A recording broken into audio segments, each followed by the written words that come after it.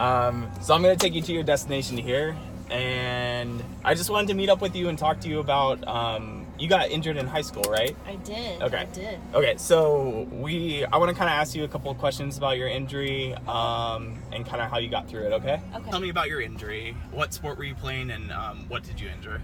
So I was on the gymnastics team, and I was doing a tumbling pass, and as I was doing a back handspring, I actually ended up tearing my ACL. So it was pretty traumatizing, to say the least, especially when I was, in high school. Yeah.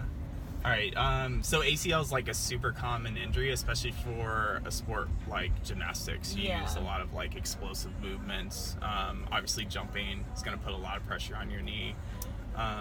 Tell me about like what happened after the injury. How are you feeling, and what kind of helped you move on after that?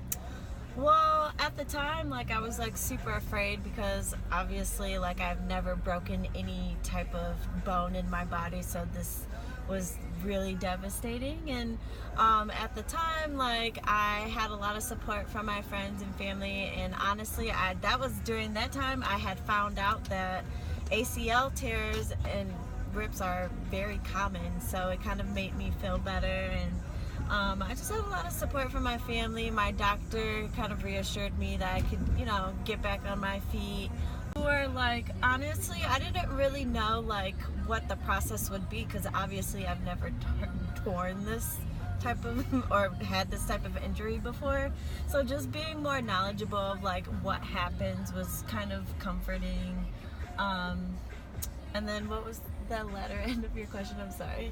Just when you went back to your sport, did you feel good, or just were you cautious about doing things again? Oh, I was super cautious, because I didn't want to, break anything. So yeah, I think there was definitely some hesitation there, but after a while you get over that fear. It takes some time, but after a while, you'll get over it and you'll be back to yourself. She's a lover who I am.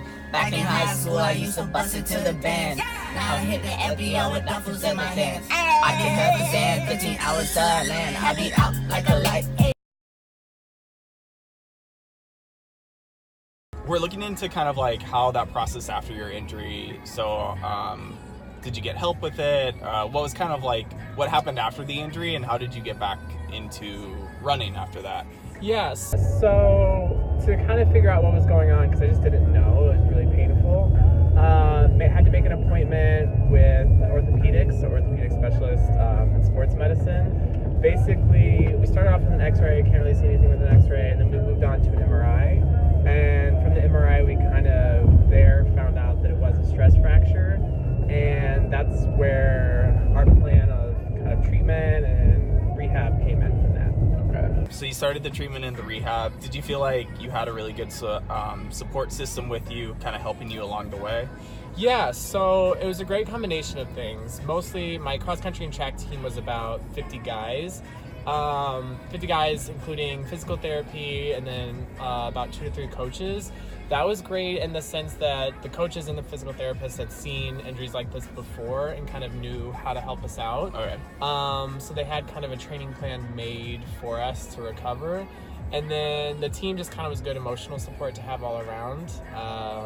Everyone kind of gets injured at one point or another, so the emotional support of having a team kind of go through that with you is really nice. Nice. Along with the doctors kind of just making a medical plan, which, while in the background, is also important just to get better. Okay.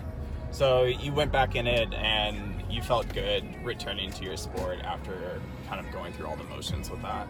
Yeah, of course. So the doctor had laid out kind of, you have at X amount of months until your body's really ready to get back into training.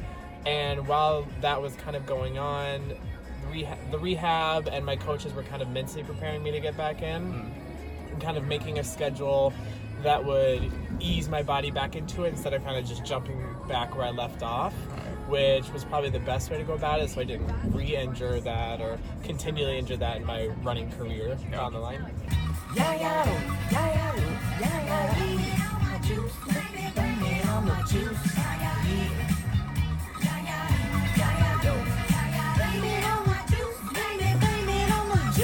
Thank you, Wes, for your input on some of that.